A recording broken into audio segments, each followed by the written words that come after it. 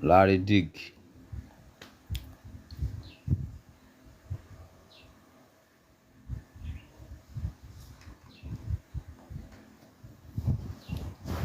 Ojú ó pàdé eré láàárọ̀ yìí.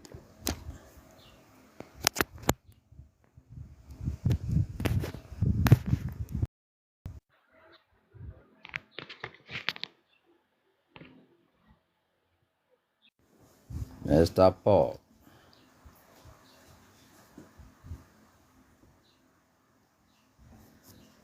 Orí bá ti ṣe.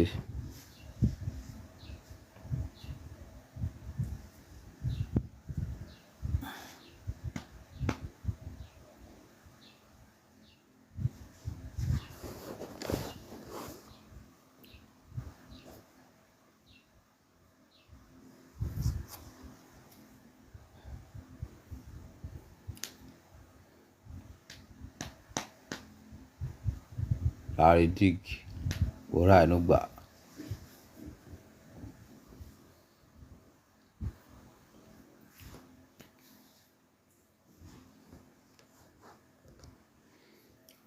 Bẹ́ẹ̀ bá ṣe ń wọlé ká máa join ní tíìmù yẹn o.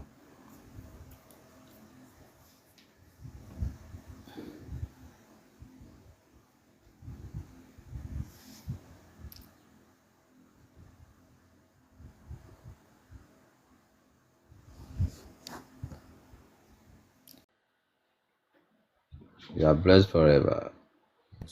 Okay.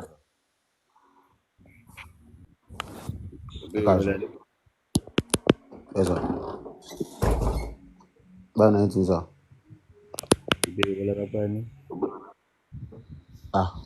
Ẹ wo èmi ní first born family mi, so everywhere get as e be. Mo ti serve láti 2021.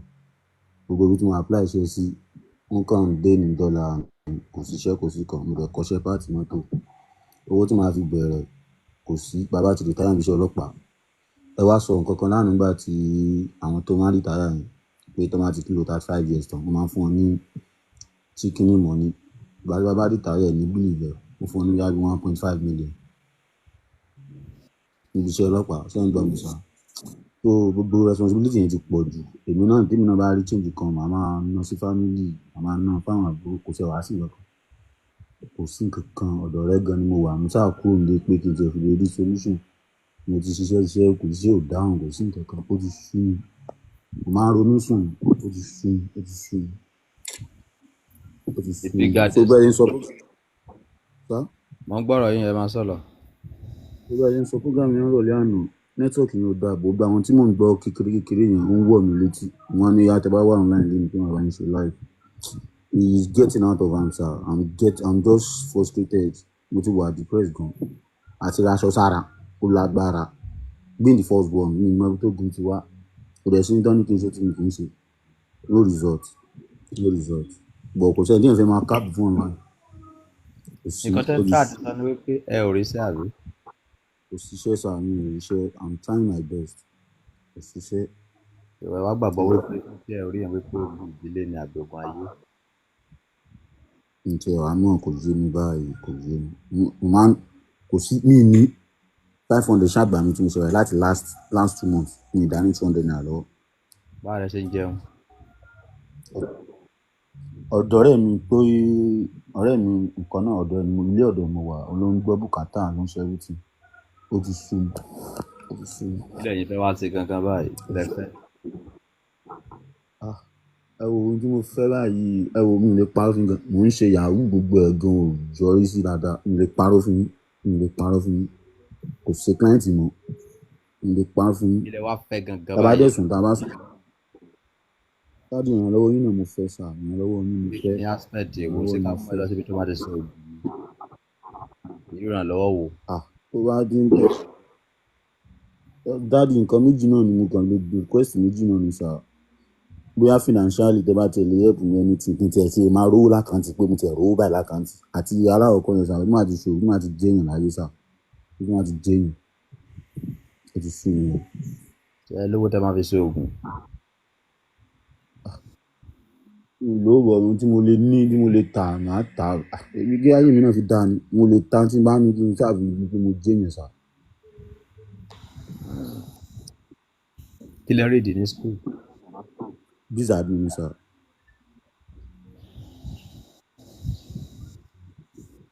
So ẹ ò ṣiṣẹ́ ìjọba ẹ ò ṣiṣẹ́ kankan láti ìgbà tẹ́lẹ̀ jáde. Mi ò ṣiṣẹ́ láìgbà tí mo parí NYSC 2021.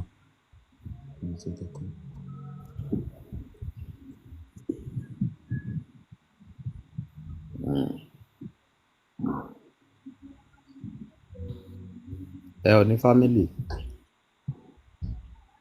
Mo ní family náà ni bàbá àti ìyá mi náà àtàwọn àbúrò mi family tí mo ní nù. Ẹ ní àbúrò bàbá bí àbúrò ìyá? Gbogbo wọn ti kú. Mo ní àbúrò bàbá ti kú àbúrò ìyá bàbá ìyá mi ní last born family wọn bàbá wọn ti kú ìyá wọn ti kú. So àwọn ẹ̀gbọ́n wọn àwọn ọmọ wọn ò dá wa wọn ò tiẹ̀ fẹ́ help ni everybody come strive hard fúnra wa.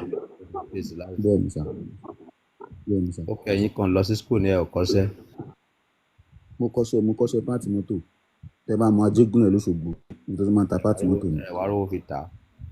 Owó fi tà owó tí mo rò bóyá kọ́ fún wa. Nígbà mẹ́ta sí comment section bóyá ẹ lè rálá ẹnu. Ẹ pa nọ́mbà yín nígbà mẹ́ta sí comment section bóyá ẹ lè rálá ẹnu. 90 17 45 7777 open Adéníyì Adétúnjí. Mẹ́ta mo ní kẹ́ pé o. 90 17 45 7777 open Adéníyì Adétúnjí. 90 17 45 7777 open Adéníyì Adétúnjí. Ìwọ tọ́lọ̀ bá fọwọ́ tọ́ láti ṣàánú wọn.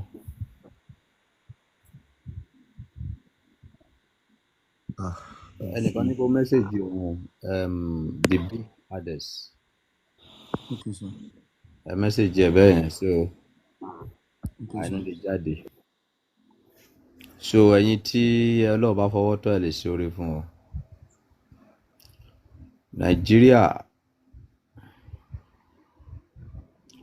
Nàìjíríà yìí ti gbogbo wa ni kó má gbọ́dọ̀ bàjẹ́ torí kò síbòmíràn tí a lè lọ àjò lè dàbí ilé ẹ jẹ́ ká pawọ́pọ̀ ká fi mọ̀ ṣọ̀kan gbé kájọ gbé.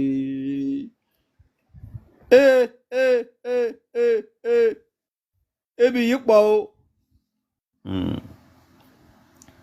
Nǹkan tó wá yà mí lẹ́nu gan-an ẹlòmíín fẹ́ kú ikú gan sá lọ.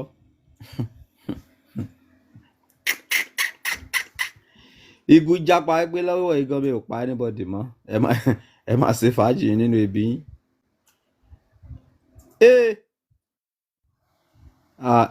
Ẹ ráyé yín mo ní bẹ́ẹ̀ bá ṣe wọlé mo ní kẹ́ join the team ẹ máa join the team Ọba Solomon ni ẹ mọ ọkọ tó jẹ́ team ni ibi tó ń kọ 590 sí yẹn nǹkan tó ń tẹ̀ yẹn wà máa tẹ̀ gbogbo yín tẹ́ wà tẹ́ bá ti wọlé wà máa tẹ̀.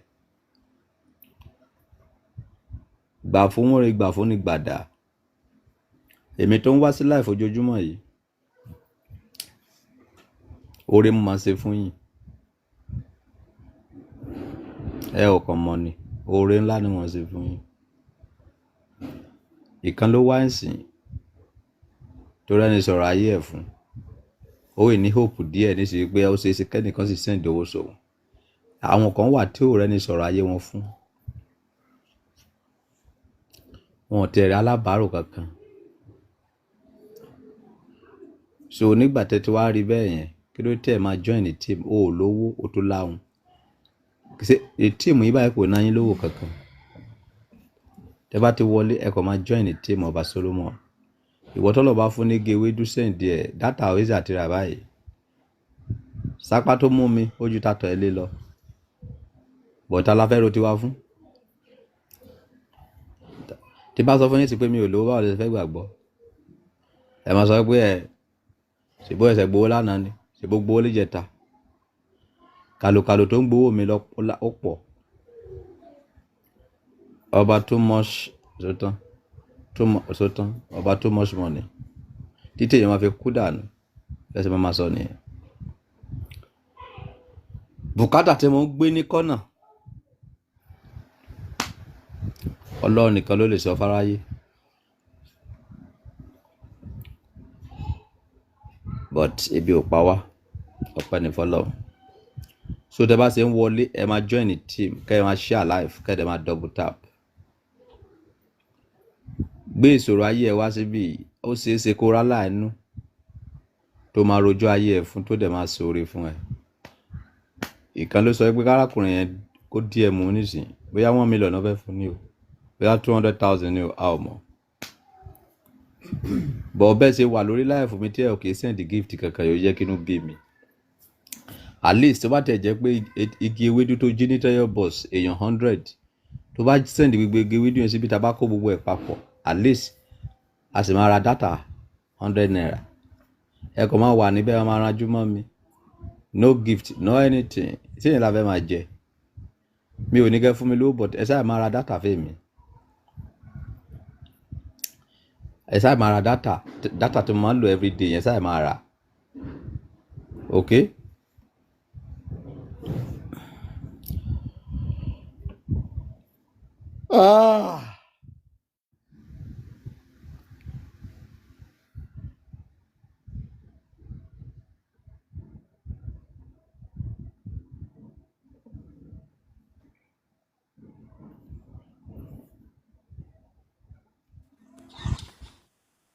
Ẹ káàárọ̀ sà.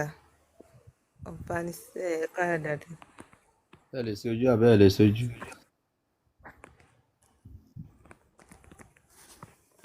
Ẹ lè ṣe ojú àbẹ́ ẹ lè ṣe ojú. Ẹ káàárọ̀ sà.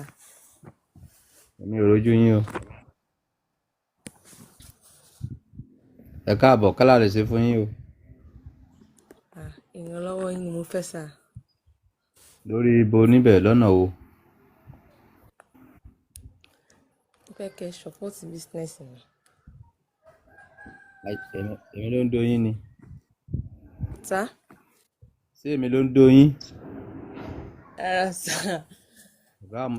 Èmi jẹ́ abolóbò tọ́jú òbò. I say that like this. Mi ní kẹ́ wá rojọ́ fèmí, ẹ sọ nǹkan tí ẹ fẹ́ fún ọmọ aráyé, bóyá ìlera ní ṣàánú yín, nǹkan tẹ́ fẹ́ gẹ́gẹ́ ẹ sọ fún wọn, nǹkan tẹ́ pass through ẹ sọ fún wọn. Bóyá aláàánú yín lè gbóhùn yín tó lè ṣàánú yín. Time is going. Nǹkan tí mo pa aṣọ.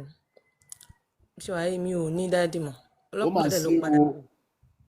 Ábèsí Elédùmarè. Ìgbà yẹn ni mo ti wá sí, àtìgbà yẹn mo ti lọ sí Èkó tí mo dẹ̀ ń ọ̀zùn. Ó mà ṣe o. Nígbà yẹn mò ń ṣiṣẹ́ 2k ní èdè. Bàbá Ìjẹ̀bú ni mò ń ṣe. Látọdún Ibẹ̀ mélòó? ni mo ti. Sá? Látọdún mélòó kọ̀rọ̀ tẹ́ sọ yìí? Láti upper last year ni mo dẹ̀ ti ń ṣe.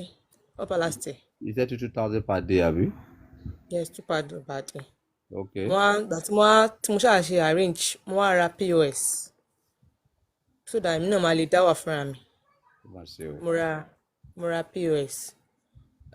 Ìgbà tí mo wá ra POS yẹn, mo ṣe àwọn register CAC tán ní kí wọ́n máa ṣe everything ṣá. Mo wá wà inú ààrẹ náà mo ti wá níbi tí ń ṣiṣẹ́. This year báyìí, mo ti dá wà mo ti ń ṣe POS ẹ fúnra mi. But kí máa fọ̀rọ̀ gùn, like inú owó tí mo ti ń ṣiṣẹ́ ẹ̀, mo dẹ̀ ní mọ́mì mi ti dàgbà. Ó mà sorrow very emotionally. Àǹtí mi dẹ̀ lé àwa méjì péré náà bí fún dádì mi gbà ẹ̀ before kí ọlọ́pàá tó pa wọ́n gbà ẹ̀. Ẹ̀yin nìkan ọlọ́pàá pa bọ́dà yín àbí ẹ̀gbọ́n yín àbò? Dádì mi ọlọ́pàá ló pa. Ṣé tọ́lọ́pàá fẹ́ pa wọ́n? Tí mo ṣe gbọ́njú torí wọ́n mi lóyún mi gbà ẹ̀ before ọlọ́pàá tó pa wọ́n. Wọ́n lọ dádì mi onímọ́tò ni wọ́n fẹ́ lọ ra ẹran, wọ́n máa ń gbá wọn yàn, wọ́n fẹ́ lọ ra ẹran láyé ìgbà yẹn wọ́n ní wọ́n sì ní bank àwọn yẹn máa ń gbowó sínú mọ́tò. wọ́n dẹ̀ tún máa ń ra petrol sínú mọ́tò ńgbà yẹn so that tó bá tán lọ́nà wọ́n máa rọ́ sínú mọ́tò yẹn. wọ́n ní bó ṣe wá ń lọ àwọn ọlọ́pàá ẹ̀ lọ́sàn-án ọjọ́ ẹ̀ lọ́nà ilẹ̀ Ìgbò àbíyèsí wípé lọ́sàn-án ọjọ́ yẹn wá dá wọn dúró wọ́n ń béèrè àwọn question kọ̀ọ̀kan lọ́wọ́ wọn. pé àzìngbà tó wọ́n wá rí pé owó wà nínú ọwọ́ wọn wá ní kí gbogbo wọn bọ́ sílẹ̀. ta ló sọ ìtàn yẹn fún yín? ìtàn yẹn àwọn ọmọ mi àti family dáàdì mi torí kí ìgbà tèmi tó mọ̀ pé mi ní dáàdì mọ̀ mo pé 15 years kí n tó mọ̀. very emotionally.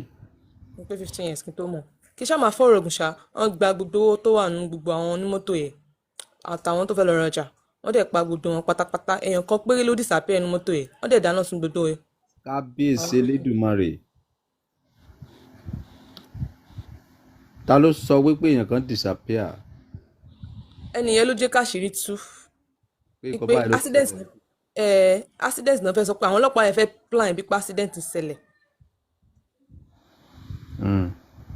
ẹni yẹn ló jẹ́ kí àṣírí kíní yẹn tú nǹkan tán sọ fún wa ẹni yẹn sì bá máa ń pẹ́ ni ẹni kò kú mọ́ ẹni yẹn sì wà láyé tì náà.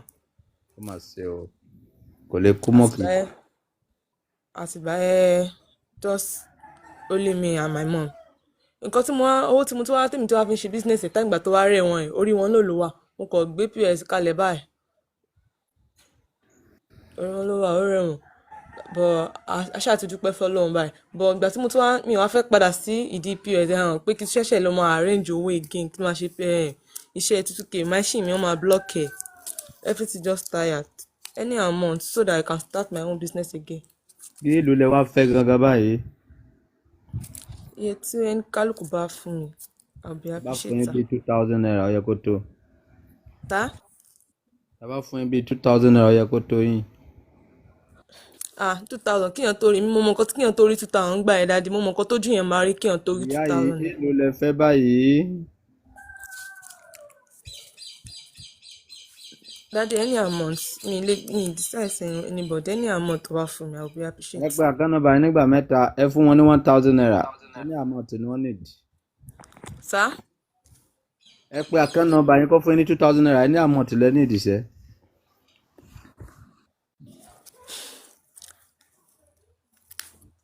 70. mẹ́ta ni kẹ́ pé o time is going very emotional. 44 02 5529 70 44 02 5529 70. ẹ máa farabalẹ̀ pé káwọn aláàánú yín lè rí. 70 44 02 5529. gbogbo ẹ̀yin tálákà tẹ́ wà níbí yìí tẹ́ ń jèrè platform yìí tẹ́ ẹ̀ double tap ẹ̀ nírọ̀rùn wọ̀ o. ẹ̀yin tálákà tẹ́ wà níbí tẹ́ ẹsẹ̀ dúró wípé kí n máa sọ fún yín pé kẹ́ máa double tap. mi ò sùn mọ́jú aago 4 àárọ̀ ẹ̀ mo wà lórí tánẹ̀tì yìí mi ò kọ̀ wá sórí live ni. ṣé èmi ló yẹ kí n máa sọ fún yín kẹ́ máa double tap kẹ́ máa share live yìí. o mọ̀ àánú yín ló ń ṣe mí. ó kàn wù mí nì wípé bí mo ṣe ṣe kòńgẹ́ olóore orí fóònù orí íńtánẹ̀tì náà mo ti ṣe kòńgẹ́ aláìnú bóyá ìwọ náà lè ṣe kòńgẹ́ aláìnú ẹ̀ lọ́jọ́ kan mo sọ pé kó wá máa rojú ẹ̀ fáyé ibi tó ti ń ro lọ aláìnú ẹ̀ lè wọlé wípé ó mà ṣe ò jẹ́ kí n ran ènìyàn lọ́wọ́ nǹkan tí mo ń ṣe nìyẹn ìgbàgbọ́ ni mo fi ń gbé nǹkan tó ṣẹlẹ̀ yìí ó ti yí bírí ìgboro rẹ̀ rìn mọ́ mo wá ní pé báwo mo ṣe lè ran wọn arábìnrin lọ́wọ́ mi lè rówó fún wọn mọ́ ókè bọ́ọ̀lù ṣe ṣiṣẹ́ ọ̀tọ̀ọ̀tọ̀ ní jẹ́ kí n máa gbé wọn wá sókè kó wá máa sọ̀rọ̀ ayé wọn fáwọn aláìnú wọn àbí àkáǹtì nọ́mbà mi mo múlẹ̀ ní ṣèbá àkáǹtì nọ́mbà yẹn lẹ múlẹ̀ kí ló dé tẹ̀ tó lè compensate mi pẹ̀lú double tap pẹ̀lú sharing igi wíjú tó bá wà lọ́wọ́ yẹn drop ẹ̀ síbí ẹ burú gan ẹ̀yin tálákà lẹ burú jù láyé ẹ láìnú ìbá kan tó bá wà lọ́wọ́ ẹ̀ drop ẹ̀ sílẹ̀ síbí ìbá igi wíjú tó bá wà lọ́wọ́ ẹ̀ drop ẹ̀ sílẹ̀ ẹ̀yin olówó tẹ́ bá dẹ̀ ń wọlé tẹ́ bá ní láyọ̀ náà fún mi ibi náà ti fẹ́ lù mí pa ṣùgbọ́n agbára tí mo ní ní agbára social media agbára platform yìí kí fi ran àwọn ènìyàn náà lọ́wọ́ àwa tá ń tọrọ owó fún èèyàn náà ibi náà pa wá kì í ṣe pé bí àwa náà yó ṣùgbọ́n tí wọ́n fẹ́ máa take mi sí granted ó máa dogun ẹ double tap kẹ́ share live ó mọ̀ bóyá ẹ̀ ní àwọn mẹ́ta ló rówó gbà lálẹ́ àná tó ń send receipt wọn sí mi níbí. Ìwọ tó rówó gbà lálẹ́ àná má misuse opportunity come once. Ìbá kan tó bá rí maintain ẹ̀ bó jẹ́ gúgúrú kó lọ fi kó lọ máa tà á. Ìbáṣẹ́yìn tó bá wà lórí ẹ̀ kó máa fi jẹun díẹ̀díẹ̀ kó lóde pé èèyàn yìí máa kálẹ̀. Anybody rí èèyàn mọ́ kò sí anybody tó rẹ́ nìkan mọ́. Ẹ má yẹ kí inú bí mi orí mi tanná orí mi gbóná. Ẹ má yẹ kí orí mi spark. Tẹ bá ti wọlé tẹ bá ti rí mi lórí live ẹ máa double tap kẹ máa share. Ẹ double tap kẹ máa share. Ìbági ewédú tó bá wà lọ́wọ́ yẹn drop ẹ̀. Ẹ máa join ní tíìmù mi tíìmù yẹn very compulsory tíìmù yẹn máa join ní ẹ̀ tẹ bá ti wọlé. Very emotionally.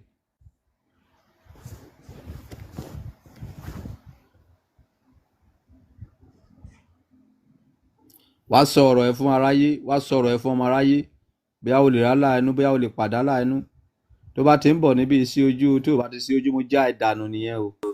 Aláàánú jẹ́ ká láàánú ẹ rí ẹ face to face jẹ́ ká láàánú ẹ rí ẹ face to face kó lè mọ bó ṣe fẹ́ ṣàánú ẹ. Ìyá kíra ẹ káàbọ̀ ẹ sọ̀rọ̀ sókè dáadáa àjẹ́lẹ̀ mo ká yín dànù nìyẹn kò sáàyè tó pọ̀. Ẹ sà má sọ̀rọ̀ sà. Kí ló ṣẹlẹ̀ gangan? Mo fẹ́ wá share story mi sà. Ó mà ṣe o. So ní last year mo ń ta ọjà ní àjà ní ọ̀gọ̀ngọ̀ mo ń ta indomie ní Redeem bus stop níbẹ̀ yẹn. Ó mà ṣe o. So ó ní ọmọ kan tó wà ní Ondo State ọmọ Ondo State ni mí ibẹ̀ mo ti wá sí Èkó. So she has been disturbing me pé òun fẹ́ wá sí Èkó. So mo wá mú ọmọ yẹn wá sí ọ̀dọ̀ mi ní Èkó. Even mi ti gbalé gan mi ìgbálé ńgbà yẹn mo ń gbé pẹ̀lú ìyàn yẹn ní help mi. So mo ó wá ń dúró tì mí. Ẹ má sọ̀rọ̀ orí lọ. Mo ń kọ bí wọ́n ṣe ń ta indomie yẹn in case tí òun náà bá máa dúró láyé ara ẹ̀. So towards May ara mọ́ ìmì ò yá so mo wá sílé mo wá Ondo State. Before kí tó padà sí ọ̀hún ṣọ́ọ̀bù tí mo ti ń tajà wọ́n ní pé àwọn ọmọ onílẹ̀ tán fún mi ní ṣọ́ọ̀bù mo ṣe lọ sí ibẹ̀ bọ́n ṣe ní pé èmi ò lè tajà ńbẹ̀ yẹn wọ́n nìyẹn. I was like kí ló ṣẹlẹ̀ wọ́n ní èèyàn míì ti sanwó pé èèyàn míì ti sanwó bẹ̀ pé ṣe bí èmi ò rí owó ibẹ̀ yẹn san. So mo ìpọkàn mi ní pé bóyá ní míì ló ti ẹ̀ gbàgbé yẹn mi ì mọ̀ pé ọmọ tí mo mú wá láti Àkúrẹ́ òun ló gbàgbé yẹn. So emotionally ọmọ tẹ mú wá tẹ wá pa lẹ́rìn ló wá gbá ṣọ́ọ̀bù mọ́ yín lọ́wọ́.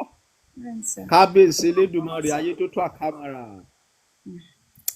So wọ́n ṣàkó àwọn ọkọ mi tí mo fi ń tajà wọ́n ṣàkó jáde fún mi. So àtìgbà yẹn ni mo ti ń try àti gádàrà mi padà láti gba ibi míì tí ò dẹ̀ sí ọ̀nà. Ẹni tẹ́ pé wá jẹun tó sì ní lọ́wọ́ mú. Bẹ́ẹ̀ni sà. So emotionally ẹ fi inú wénú ẹ jẹ́wọ́ mú ẹni tó gbọ́n jù yín wá sí Èkó kí lẹ wá fẹ́ gangan báyìí. Ẹ jọ̀ọ́ sà mo nídìí ìrànlọ́wọ́ ní kí tiẹ̀ fi gba ṣọ́ọ̀bù padà mo ní gas tí àwọn ọjà tí. bí èlò. Tí bá rí bíi 20,000 sà má tiẹ̀ fi gba space. Èlò lẹ́pẹ́ yìí. Bíi 20 sà. Wo ti rí léyìí pé àkáǹtì nọ́mbà nígbà mẹ́ta wọ́n máa fún ẹ. 90 64 34 0703 ó pè sà. So emotionally tó pé. 90 64 34 0703 ó pè. Ẹ̀yin ènìyàn ẹ gbọ́ ọkọ tárábìnrin yìí sọ ó mú èèyàn wá láti oko wá sílùú pé kí èèyàn náà lè ṣoríire èèyàn lọ gbẹ̀yìn bẹ́tọ̀ jẹ́ ibi tó ti jẹun ènìyàn lọ gbà lọ́wọ́ ẹ̀ rojú ayé ó mà ṣe o ó lóun ní ìdí 20,000 péré láti fi gba àyè ibi tó máa ti bá ṣiṣẹ́ ọ̀hún tààrà ẹ̀sìn Ọlọ́run láàárọ̀ yìí 20k ẹ̀rí jẹ́ èwo ti rí bá ti ṣe oṣù ọ̀nà gbogbo àmọ́ ti rí gbogbo ṣe send gift látàárọ̀ o ò ní fojú sunkún ọmọ wàá rí bá ti ṣe ọ̀nà gbogbo mo ṣe empower live video yẹn tó ń fún mi ní gift yẹn Ọlọ́run empower ayé ẹ̀ o ò ní wà lójú kan tó máa dára mọ́. Arábìnrin need help gbogbo yín 20,000 pẹ̀lú tó pé àkẹ́ nọ́mbà lẹ́ẹ̀kan sí. 9064340703 opay grace lẹ́kọ̀ọ́. Ọlọ́gbé ẹ̀ padà láàánú o. Tó bá ti dé kọ́mẹ́ntì ọ̀sẹ̀ kó tó máa tẹ̀ ẹ́ o kó tó máa tẹ̀ ẹ́ o. Aláàánú àárí ẹ o. Ẹ ráyé lóde. Ẹ ráyé. Ẹ̀yin ènìyàn, oore ti ṣòro ṣe. Oore òkèrè ni kó máa ṣe. Ọmọ àbúrò ẹ fẹ́ gbé lọ́dọ̀ ẹ, ọmọ ìyá ẹ fẹ́ gbé lọ́dọ̀ ẹ, ọmọ ẹ̀gbọ́n ẹ fẹ́ gbé lọ́dọ̀ ẹ. Fìjìláńtì àwọn ayé ni o. Lé dànù kó lọ bá ìyá àti bàbá ẹ̀. Oye tó bá lè fún wọn kó fún wọn. Olùkọ́ kò dúró sáyé ẹ̀ lọ́tọ̀ọ̀tọ̀. Ìwọ tó bá ti wọlé máa join ní tíìmù yẹn. Share life. Wá sókè kó wá sọ̀rọ̀ ayé ẹ̀ fún aláàánú ẹ̀ bóyá aláàánú ẹ̀ máa rí ẹ láàárọ̀ yìí. Ìbá igi ewédú tó bá wà lọ́wọ́ ẹ drop ẹ̀ fọba Solomoni.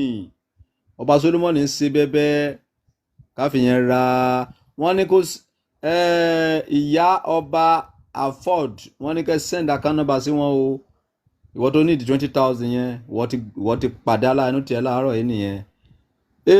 Wá sókè kó wá rojọ́ ayé ẹ̀ fún aláàánú ẹ bóyá wo lè pàdé aláàánú ẹ láàárọ̀ yìí. Iṣẹ́ tá ń ṣe láàárọ̀ yìí nìyẹn o. Bó bá ti ń wọlé máa double tap kó máa share live yẹn. Ìwọ tó bá fẹ́ jèrè níbí tí ò ṣiṣẹ́ síbí ò ní jèrè níbí yìí o. Pó àṣẹ́gun. Iṣẹ́ tó fẹ́ ṣe fún mi níbí ni wípé kó share kó dẹ̀ double tap. O share o double tap mi ò jèrè ẹ o fẹ́ wá jèrè mi o ní padà rà láàánú. Bẹ́ẹ̀ ni. Bíbélì sọ wípé èmi yóò fara mi tó bá hùwà bí aláàánú kó máa fara mi hàn ẹ́ bí aláàánú. Tó bá hùwà bí olórí ibú Ọlọ́run máa fara hàn ẹ́ gẹ́gẹ́ bí ẹ̀hànà. Bẹ́ẹ̀ ni iṣẹ́ tó fẹ́ ṣe fún mi ni pé máa double tap kó máa share. Ìyẹn tó bá mọ̀ wípé o fẹ́ wá jọlá mi níbí yìí o kàn lè wá síbí kó wá jọlá mi lọ lọ́fẹ̀ẹ́. Tó bá lè subscribe kó subscribe. Tó bá ní gíwéjú drop ẹ̀ owó ni mo fi ra data. Hello arábìnrin ó pé ọ̀ kámẹ́rà kó tó ìpè máa já yín dànù mi ò ráyè. Èmi ò kí n bá yàn rojọ́ púpọ̀ o. Ọba Solomoni náà dey say story o. Tó bá ti mọ̀ wípé o lè sí ojú wọn wá sókè kó wá rojọ́ ẹ̀ fáláàánú ẹ bí a ò lè padà láàánú léni o. Àwọn 3 ló gbowó lánàá o. Àwọn èèyàn oríṣiríṣi ló ti ráàánú gbà níbí yìí o. Ìwọ náà wá rojọ́ ẹ̀ fáláàánú ẹ o. Nǹkan tó pass through wá sọ fáláàánú ẹ o. O lè rí tiẹ̀ rò léni o. O mọjọ́ ẹ ò sáà máa ṣe. Wá sọ̀rọ̀ ayé ẹ fún aláàánú ẹ. Ẹlòmíì kò ní alábàárò kò ní alábàásọ kò dẹ̀ tó fẹ́ sọ̀rọ̀ ayé ẹ fún. Ẹ káàárọ̀ sà. Tẹ́ ẹ bá ti lè sí ojú ẹ má kí mi o. Mo ti sọ fún yín kẹ́ tó wọlé o. Ẹ tó bá ti mọ̀ pé òun ò lè sí ojú kó má wá sókè o. Ẹ káàárọ̀ sà. Ẹ sọ ọkọ tó ṣẹlẹ̀ fún yín o. Kì í ṣe dandan kí èmi o. So àwọn ìbejì mi tó yẹ àwọn ìbejì mi ló yẹ kí send ó máa ṣe o. Ìbejì lẹ bí. Bẹ́ẹ̀ ni sà. Bàbá wọn sí láyé mọ́. Bàbá wọn wà ọkọ tí kọ́ra wa ni. Agbára ò gbé. Bẹ́ẹ̀ ni sà. Bá lè dóbò kò lè tọ́jú ọmọ. Ó lágbára o. So kí lẹ fẹ́ kí gbogbo àgbáyé ṣe fún ẹ lórí ìbejì yìí báyìí? Kó tó bá ti ń láti fún wa ni sà. Ókè bíi pé kẹ́kàn ta yín lọ́rẹ ni kì í ṣe pé bóyá ẹ dìídì nípa ikàn. Ẹ kọ́kọ́ ta wá lọ́rẹ náà ni ó ní kí n ṣe wà ìbejì fún wọn bọ̀ owó ni ò tí ì sí sà. Ókè owó ẹ̀wà ìbejì lẹ́ ń wá báyìí kì í ṣe wípé owó dẹ́fẹ́ fi tọ́jú wọn. Bẹ́ẹ̀ ni sà. Ó mà ṣe o. Ẹ̀yin ènìyàn wọ́n ní kẹ́ wá ṣètùtù ẹ̀wà ìbejì. Níbo lẹ máa fẹ́ ẹ̀wà yẹn tẹ́ máa fún àwọn ènìyàn ní abẹ́ máa lọ kó sómi. Kílẹ̀rí sà. Nígbà tẹ́ bá rí owó ẹ̀wà ìbejì nígbà tẹ́ bá ṣe ẹ̀wà nǹkan ṣe máa lọ dà sómi ní àbí níbo lẹ máa kó sí. A máa pe fáwọn àdúgbò ni. Oh wow owó ẹ̀wà ìbejì yẹn ló wá jẹ yín lógún jù báyìí. Bẹ́ẹ̀ni. Bí èlò ni. Iye tí bá rí náà nítorí ẹ̀wà ike kan bíbá is 2,000. ó yá ẹ pé account number yín lẹ́ẹ̀mẹ́ta ẹ fún wọn ní 1,000 naira wọn náà iye táwọn bá ti rí ni pé kò sóye táwọn ò need any amount ẹ fún wọn ní 1,000 naira time is going ẹ pé account number yín nígbà mẹ́ta wait and get. 90 26 okay 43 46 30. kò dórúkọ Kẹ́hìndé tàlùbí Kẹ́hìndé. kò sí báǹkì níbẹ̀ Sá ẹ ò lè porúkọ báǹkì ní ìgbọ́sà. ó mà yẹ porúkọ báǹkì yìí. Opay sá Opay 90 26 kai 90 26 43 46 30. ẹ tún pè lẹ́ẹ̀kan sí i. Kai, what's wrong with you? 90 26 43 46 30. àlàáfíà ẹ̀yin òrìṣà ìbejì ẹ̀yin oríbejì ẹ sanwó òrìṣà ìbejì o.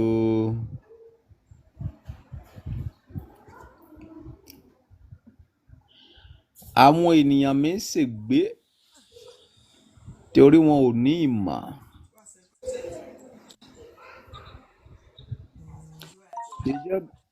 ẹjọ́ tó rọ́lọ́hún èmi ò kí ń ráyè ẹjọ́ níbi ẹ má fún mi ní ẹ́díkì o. ẹ tó bá lè sí ojú mo ti sọ pé kẹ́ má wá sókè ẹ tó bá mọ̀ pé òun dóko lọ́wọ́ wípé òun ò là kó má wá síbí o. kí lẹ fẹ́ arábìnrin ẹ sọ ìtàn ìgbésí ayé yín fún àwọn ènìyàn. ẹjọ́ àbúrò mi kan ló wà bíbá ìyá rẹ̀ ò já ẹjọ́. a ò fẹ́ rábò yín nǹkan tó ṣẹlẹ̀ gangan ní kẹ́ sọ. orúkọ sick náà ni ó ní màlẹ́ríà ẹjọ́. kí la wá lè ṣe fún yín. ẹjọ́ mo kàn nídìí ìrànlọ́wọ́ yín náà ní ẹjọ́. òkè àbúrò yín ti fẹ́ kú àbí báwo kí ló ṣe gangan.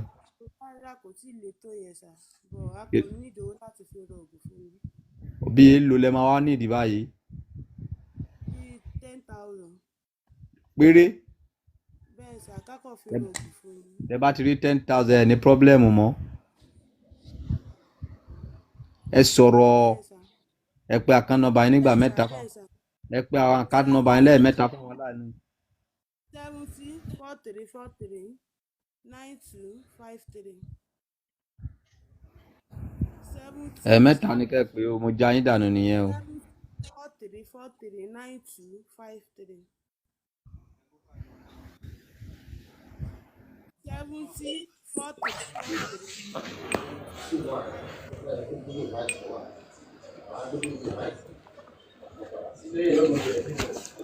ẹ káàárọ̀ sà. ẹ sọ ìtàn ìgbésí ayé fún àwọn ènìyàn time is going. ẹ jọ̀ọ́ mo nídìí owó díẹ̀ ni mo fẹ́ wọ school mo á ṣiṣẹ́ díẹ̀díẹ̀ mo kó yẹn jọ díẹ̀díẹ̀ owó yẹn wọ́n ní 200 nílẹ̀ tí rí 80,000 ó wà lọ́wọ́ alájọ tí ó wá kù yòókù.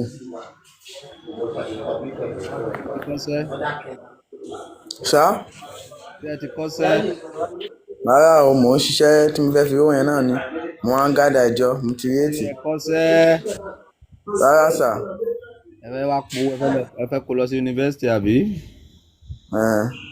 àwọn tó kọ́ kàwé síwájú yín níbo náà wà. sá. àwọn tó kàwé síwájú yín ní nàìjíríà kí ni àṣeyọrí wọn nínú ayé. wọ́n ń ṣiṣẹ́ ní àwọn mìíràn ṣọ̀kadà. ó mà ṣe ẹ̀yin náà tó fẹ́ lọ join lẹ́yìn tẹ́ bá lé owó ìsìn ọdún mẹ́sàn-án tán ẹ̀sẹ̀ fẹ́ lọ join ọlọ́kadà àbí. no sà. wáyé tẹ̀sí lè lọ fún owó yẹn kọ́ṣẹ́. ok màá sọ fún wọn bá délé. ok pé account number ẹ̀ kó lọ sọ fún wọn.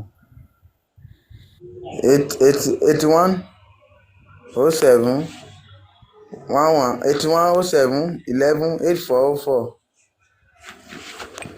81 07 11 8404 Opay. ọlọ́run gbé padà láàánú. bẹ́ẹ̀ ṣe double tap yẹn èmi kan máa wò yín níran ṣe fẹ́ sọ pé ẹ burú léèyàn simple instruction pé ẹ ò tẹ̀lé àbí ẹ̀yẹ́ ká máa wòra wa níran.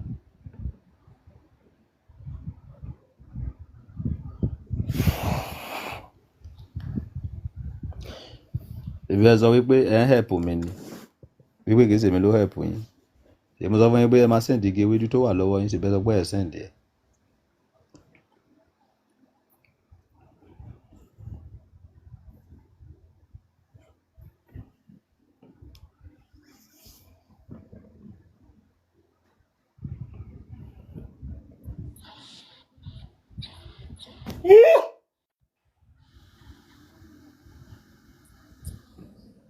Hello, ẹ káàárọ̀ sà, mo fẹ́ ṣí kámẹ́rà mi ni o. Ẹ káàárọ̀ sà. ṣé èmi lè wá bá Ẹ ń bí káàárọ̀ sà. Ó ti sà. ẹ sọ̀rọ̀ yín Mo fara ní ìdí yín ẹ̀pù kékeré ni. Mo ẹ fẹ́ sọ̀rọ̀ yín. sanwó ilé ọ̀dọ̀ mi ni. So mo yẹ ti rí bí ó wà kù 50,000.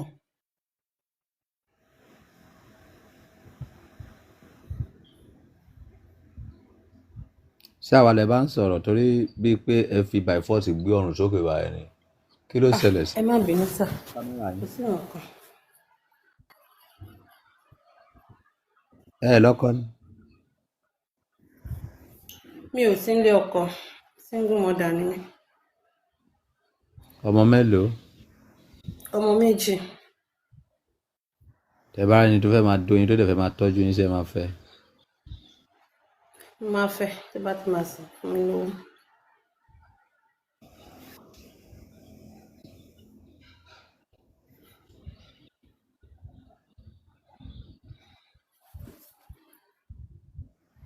ẹ máa fẹ́ tó bá máa ti fún yín lówó. Tó bá ti máa tọ́jú mi ni. ok ẹ máa fẹ́ torí pé kò lè tọ́jú yín ni kì í ṣe pé ẹ máa fẹ́ torí pé ẹ nífẹ̀ẹ́. No, a máa nífẹ̀ẹ́ ara wa náà ni gbogbo ẹ̀ náà wọnú ara wọn ni. ẹ dìde dúró kẹ́sì 360 bóyá ènìyàn lè láìkì yín.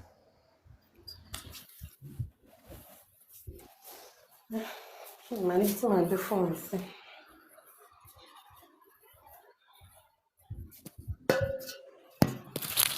àbí ẹ wọ pátá ni. Gáùn ni mo wọ̀. ó dà pé ẹ lóyún gan. Mi ò lóyún o.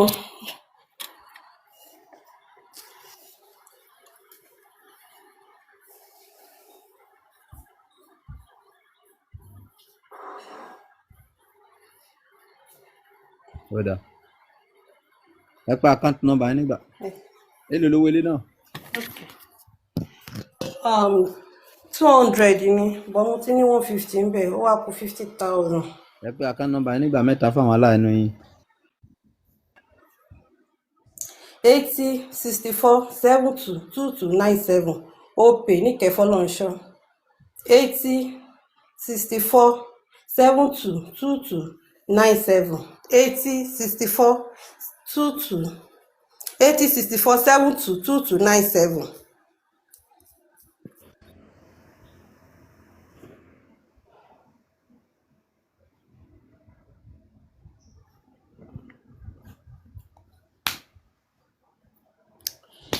gbogbo ẹ̀yin tí ẹ ń help èèyàn ẹ máa help lọ oníkàkùn ló máa jèrè sí ọwọ́ rẹ̀. Ọbẹ̀ káàárọ̀. ẹ káàbọ̀ o Sàmàlẹ́kùn. kí ni ìbéèrè yín o. Ó jàre, ẹ káàárọ̀. Ẹ kú ọjọ́ mẹ́ta sà. Ẹ ṣe ọjọ́ ọba mo ní ìdí ẹni tó máa help mi fọ́jà mi ni tó máa support mi fọ́jà mi sí.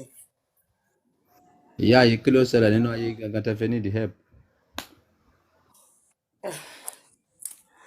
Ní ìgbà tí mo marry tí mo ṣe ìyá yìí ìtàn mo ìgbésí ayé jẹ́ ní nìkan ẹsẹ̀ a fẹ́ nǹkan tí ẹ ọmọ dà mí. ní ìṣẹ́jú méjì péré.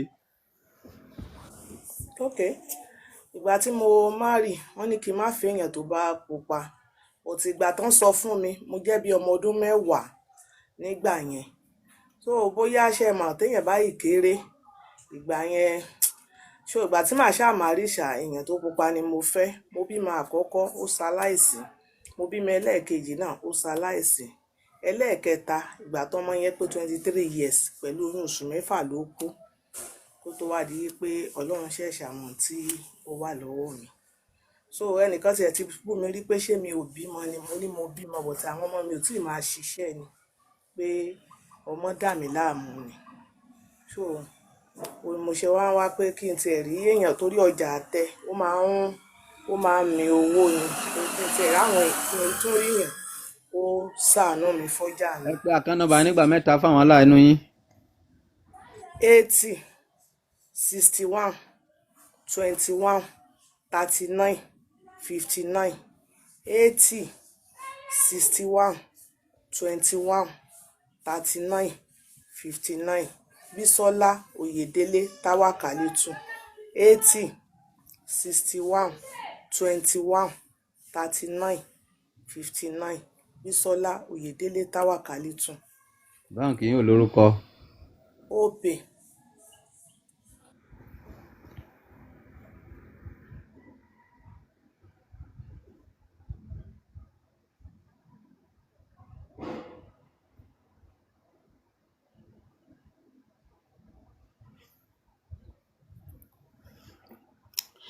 èèló ni mo san fọ́ba ògo. Ẹ káàárọ̀. ìlú ní Jésù mi gbà o. Ẹ káàárọ̀ sà o, ẹ kojúmọ́. ẹ sọ ìṣòro yìí fún ọmọ aráyé. Ẹ káàárọ̀ sà, orúkọ mi ni Wahid Ọpẹ́yẹmí. Mo gba ọ̀kadà sọlímẹ́ǹtì ní o. Mo 1.7 lọ gbélẹ̀ fún mi. Ó dẹ̀ kú 50 tí màá fi báláǹsì wọn, wọ́n ti gba machine lánàá. Ǹdẹ̀ rí nǹkan kan jẹ nílé mo wà o. Ẹ jọ̀ọ́ ẹ ṣàánú mi o. Ẹ má jẹ́ wọ́n gbé lọ bẹ́ẹ̀ o, 50 ló kù tó fi gba machine lọ́wọ́ mi o. 1.7 lọ gbé fún mi o. ẹ pé àkáǹtì nọ́mbà yín lẹ́ẹ̀mẹ́ta fáwọn aráyé o. 70 79 15 03 42 24 70 79 15 03 24 70 79 15 03 24 OPay Wahid Ọpẹ́yẹmí Akin ló máa gbé wá. Ọlọ́run á gbé yín padà láàánú o. Àmín àmín àmín. ọba mi káàárọ̀ sà. ṣé ẹ̀yin náà ká sọ̀rọ̀ yìí fáráyé ni. no ọba mi.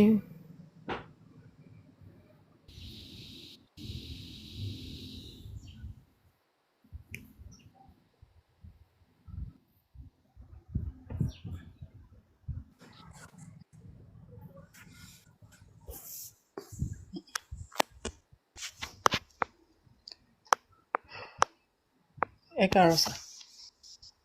ẹ sọ̀rọ̀ yín fáráyé. ọ̀rọ̀ tó wà lẹ̀ ti kọjá ẹ̀ títí ká tó mú mi ti tí yín lọ.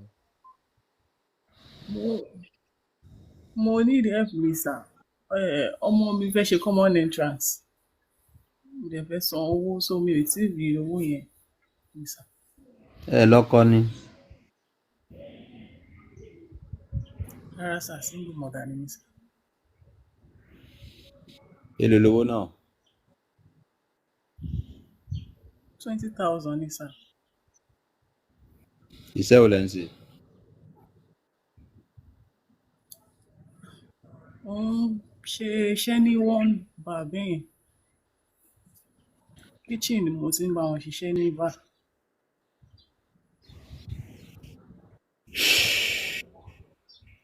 ẹ pé àkáǹtì nọ́mbà yín nígbà mẹ́ta fún àwọn ọmọ ayé. 70 80 29 17 28 OPay Afọlábí Dásọ́lá. 70 80 29 17 28 70 80 29 17 28 OPay Afọlábí Dásọ́lá. Ọlọ́run á gbé yín padà láàánú.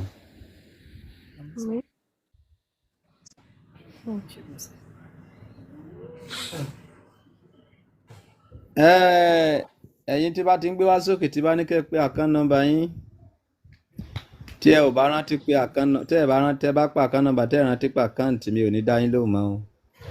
bẹ́ẹ̀ bá ṣe pé ni màá ṣe máa wò yín. ẹ̀yin tẹ́ bá dẹ̀ ń súrí Ọlọ́run á gbé olóore pàdé yín. àmín. tẹ́ bá dẹ̀ ṣe wọ bí ẹ máa dọ́bù táàpù ẹ máa ṣíà ẹ má yẹ kí láti ẹ sú mi because ọ̀pọ̀lọpọ̀ àwọn èèyàn láti ṣe lóore lénìí. ìwọ náà lè ṣe kò ń gẹ́ olóore tiẹ̀ o. orí ló mọ̀ ìwọ náà lè ṣe kò ń gẹ́ aláàánú tiẹ̀ lénìí o. dọ́bù táàpù kò ṣíà ìbá igi ewédú tó bá wà lọ́wọ́ ẹ drop ẹ̀ fọ́ba Solomoni kó náà fi ra dátà. ẹ̀yin olówó tẹ́ ń sóore ẹ̀yin náà ẹ má gbàgbé ọba Solomoni ẹ má yẹ kí bílù mi pa iṣẹ́ bára lèmi yàn láàyò tèmi wá tọrọ láyé àṣemúlọ́mọlọ́wọ́ ni ìpè bára ló pè mí látọ̀run wá ó dẹ̀ jẹ́ mi lọ́wọ́ gan-an so àwa máa tọrọ bára kó gbèrègèdè ni tẹ́ bá ti ń wọlé ẹ máa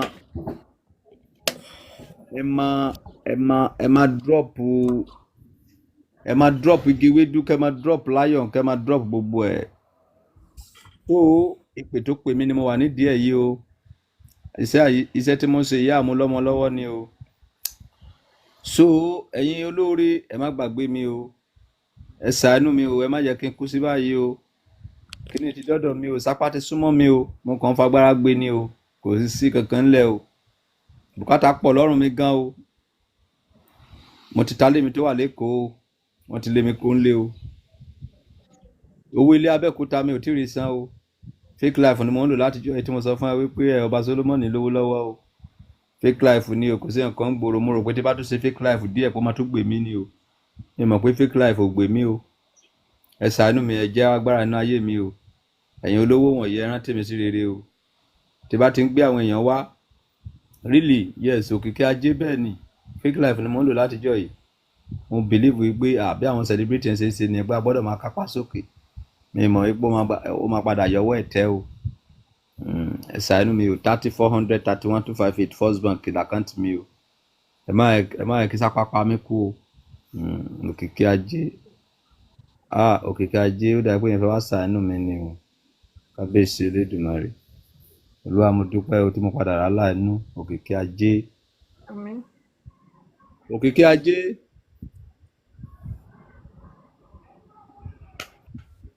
òkìkí ajé. ẹ káàárọ̀ sà. ẹ káàbọ̀ máa máa ṣe tẹ́ gbọ́rọ̀ mi ro. Ọlọ́run á máa ràn yín lọ́wọ́. ṣé kí n máa pa kán nọ́mbà mi ni? ṣé ẹ rántí mi ṣá? mi ò fi bẹ́ẹ̀ rántí ojú yìí. ṣé ọba yàtọ̀ síra wọn, ṣe bọ́ba kan náà la ní? Ẹ ṣí kámẹ́rà yín mà. èmi náà ni ọba Solomon. ọba kan náà la ní náà. ó rò pọ́ pa yàtọ̀ síra, ọba ò yàtọ̀ sí àwọn ọba ẹyọ kan ni. mi ò dẹ̀ wá rí ẹ. ọlọ́mọ ẹ̀ kéèyàn pàdé lébi láàárọ̀ kùtù ó sojú fíófíó bójú ò sí wín. ojú ẹ̀ mo fẹ́ máa sọ kiri, ìkan ògbé kan.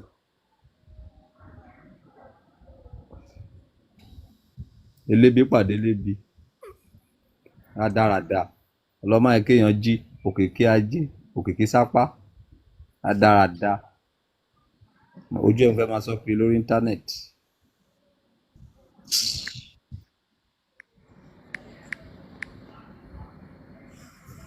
Ọ̀nàmọ́ládépọ̀, ẹ ṣí kámẹ́rà yín.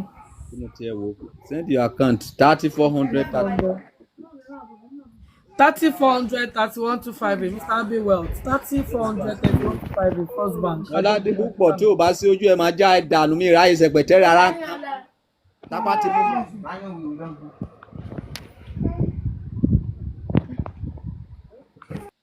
òkìkí ajé kọ́ òkìkí òbò ni.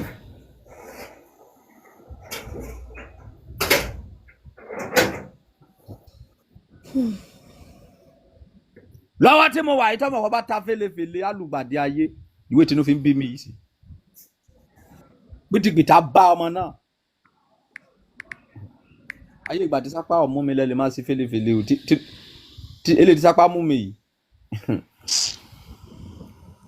Elescott. Elescott.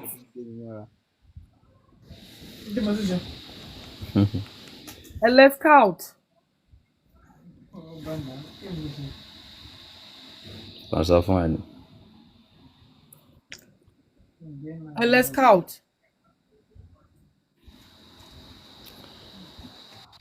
wá tó bá ti ń wọlé ṣé aláìfù wá sọ̀rọ̀ ayé ẹ̀ fún ọmọ aráyé bóyá o lè rẹ́ni ṣàánú ẹ lénìí.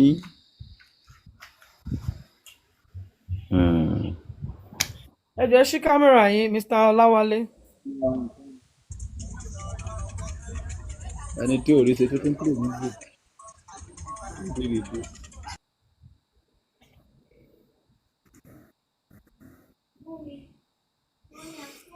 Director Zobo. ẹ káàárọ̀ sir. Ní ẹ sọ nǹkan tẹ́ ó bá wá fún àwọn èèyàn. ẹ jọ̀ọ́ mo need help ni o, kí àwọn aráyé kan help mi torí kò sí iṣẹ́ kan lọ́mi, kò sí ibi tí n bá dé wọ́n á ní kí n má ṣiṣẹ́ pé iṣẹ́ orin ni mo yàn láàyò. mo dẹ̀ ti ní àwọn ọmọ ńlẹ̀, àwọn ọmọ mi lélẹ̀. Mo ti ní àwọn ọmọ ńlẹ̀, iṣẹ́ orin yẹn náà nìkan ni. Kò sí iṣẹ́ tí mo bá fẹ́ ṣe. Èèyàn lè máa lọ lọ́nà báyìí kó déédéé jíṣẹ́ fún mi pé kí n ní sùúrù pé iṣẹ́ orin ni mo yàn láàyò. Mo dẹ̀ ti fẹ́ wọ studio, mo fẹ́ ṣe orin lọ́wọ́ báyìí. Kò sí help àti ṣe orin, kò sí help kankan. Ilé náà ni mo wà. Mo fi ní kí n wá káwọn ọmọ aráyé help mi. ẹ forí yẹn tọrọ owó lọ́wọ́ àwọn aráyé, ẹ forí yẹn tọrọ bárà lọ́wọ́ wọn. Kórè wa máa burú, kẹ̀dá wa máa gbàbọ̀dé. Èmi ni director, èmi ò kì í ṣọmọ bàbá olówó. Mọ́ tapá mọ́ṣẹ́ ọwọ́ mi ni o. Màmá rẹ̀ lè lówó lọ́wọ́ kí bàbá rẹ̀ lẹ́ṣin lẹ́ẹ̀kan. Ọmọ ìyá mi tí ń bá gbójúlé wọn ni ó tẹ́ tán náà máa ní mo sọ fún mi o. Torí ẹ mọ̀ ṣe sọ wípé director ti lọ́lọ́run lẹ́yìn iṣẹ́ òun ò lè dá mi dúró. Àrà ń bẹ tí mo fẹ́ dá, káráyé má pa kádàrá mi dá o. Àrà ń bẹ tí mo fẹ́ dá, Ọba Solomon káráyé má pa kádàrá mi dá o.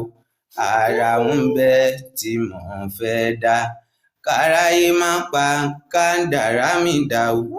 Àrà ń bẹ tí mo fẹ́ dá. Ẹ̀yin fáǹsì mo bá ròde ní Gbajúmọ̀ yóò ní tèmi. Ẹ jọ̀ọ́ ẹ ràn mí lọ́wọ́ o. ẹ pa ká nọ́mbà yín nígbà mẹ́ta wait and get. 90 39 25 87 56 Opay David Sewanu. 90 39 25 87 56 Opay David Sewanu.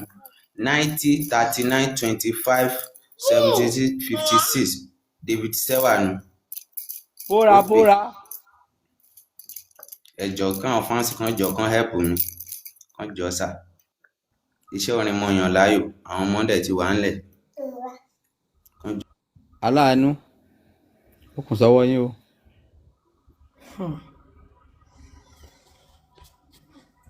Kùmùkùmù ẹlẹ́dẹ̀ ń kọ́.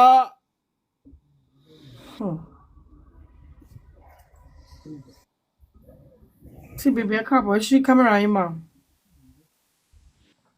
Ẹ káàárọ̀ sà. Ẹ káàbọ̀ mà. Ẹ bá ṣe ń wọlé ẹ máa drop àwọn igi ewédú tó bá wà lọ́wọ́ yín. Ẹ sọ bùtà pẹ́ṣà. Ìyá yẹn sọ ọ̀rọ̀ ayé yín fún gbogbo ọmọ aráyé kan gbọ́. Ìsápá tó mú mi ju ti yín lọ. Ẹ jọ̀ọ́ mo fẹ́ bẹ̀rẹ̀ sales oúnjẹ títà ni, bọ̀rọ̀ wọn ni. Oní sísè ni mò ń tà tẹ́lẹ̀. Wọ́n jọ kó ràn mí lọ́wọ́. Mo fẹ́ gba ṣọ́ọ̀bù, mo dẹ̀ fẹ́ bẹ̀rẹ̀ sí ní tà. Àwọn ọmọ pọ̀ ńlẹ̀ single mother ni mí. Yẹ kí sẹ́nìbọ̀ kẹ́ fi ṣàánú mi. So emotionally. Although mo ti save díẹ̀, but mo kàn need ni pé kọ́kọ́ raise mi any amount. Ẹ pa account number yẹn fún ọ ní 500 naira. Wọ́n fún mi ní 500 upward. Ẹ jọ̀ọ́ 500,000 upward ẹ jọ̀ọ́. Any amount lẹ pé. Sá? Any amount lẹ pé lẹ́ẹ̀kan. Àti 500 upward ni mí náà ní lọ́wọ́ màá fi join ni. Ok, ó yá ẹ pé account number yẹn nígbà mẹ́ta. 80 81 50 35 10 44 Opay. 81 50 35 10 44 Opay. 81 50 35 10 41 44 Opay. Bánirẹ́ Bílíkì sórí lọ́pẹ́ ló wà lórí ẹ̀. Ẹ jọ̀ọ́ ẹ ṣàánú mi ẹ jọ̀ọ́ o. Ẹ má jẹ́ ń tọrọ jẹ, ṣàánú mi o. Ọlọ́run á dúró tì yín o. Ọlọ́run ò ní fẹ́ yín náà sílẹ̀ o. Ẹ jọ̀ọ́ aláàánú mi ẹ jọ̀ọ́ ẹ ṣàánú mi o. Gbogbo nǹkan tẹ́ bá dá. Ẹ̀yin aláàánú ó kùn sọ́wọ́ yín o. Ẹ̀yin tá a rán sáyé láti máa dá àwọn èèyàn lọ́lá, láti máa dùn àwọn èèyàn nínú, ó kùn sọ́wọ́ yín o. Who is the next person? Ẹ jọ̀ọ́ dábàá ẹni tí gbígbé ẹ fẹ́ pa mí lára, mo lè sá ní blọọkì o. Nǹkan tó ń ṣe mí ju gbígbé, inú bí mi gan o. Kò sẹ́ni tí gbígbé ẹ fẹ́ hẹ̀pù níbí yìí o. Ìráyè gbígbé àbòsí o. Hello, Madam Oyinke, ẹ ṣí kámẹ́rà yín kẹ̀dẹ̀ sọ pé tẹ fẹ́ káwọn ará yín ṣe fún mọ̀.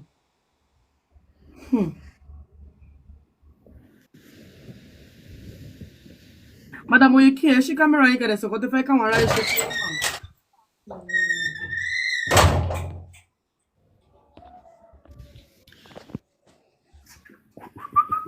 Hello, ẹ káàárọ̀. Ẹ káàárọ̀ mà, kí lẹ fẹ́ kárí fífún mà? Yes sir, yes ma. Mo ní ìdí ọ̀pù ní ẹni àmọ́ tọkọ mi ń ṣaláìsí ní August. Olùṣọ́dẹ̀ ni wọ́n. Ẹ lè check page mi. Ó mà ṣe o. Wọ́n ṣaláìsí ní August last year. Irú ẹ̀pọ̀ wo lẹ wá nídìí gangan? Wine ni mò ń tà actually. But side ibi tí mo wà ìsókà ní Nìbàdàn kò kí ń síná. Mi wá mọ̀ bóyá tí n bá rí little thing láti fi get bigger gen tó lè gbé freezer kí n lè máa ta ọjà mi. Ẹ pé account number nígbà mẹ́ta. 70-380-876-34 Oyin Kọ́nsọ́lá ti Bétàn OP 70-380-876-34 Oyin Kọ́nsọ́lá ti Bétàn 7. Hello, ṣé síbẹ̀ tán tó ń ṣe sẹ̀lẹ̀ yẹn? 0-380-678. Bí family dáàdi mi ni bọ̀ èmi ò mọ̀ in person. 70-380-876-34 ti Bétàn Oyin Kọ́nsọ́lá OP 70-380-876-34.